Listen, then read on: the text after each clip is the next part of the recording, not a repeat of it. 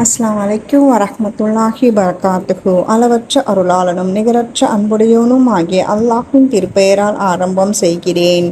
உம்முடைய இறைவன் உம்மை கைவிடவும் இல்லை, அவன் உம்மை வெறுக்கவும் இல்லை. மேலும் பிந்தியது முந்தையதை விட உமக்கு மேலானதாகும். இன்னும் உம்முடைய இறைவன் வெகு சீக்கிரம் உமக்கு உயர் பதவியை கொடுப்பான், அப்பொழுது நீ திருப்தி அடைவீர். நபியே, அவன் உம்மை அனாதையாக கண்டு அப்பால் உமக்கு புகலிடம் அளிக்கவில்லையா?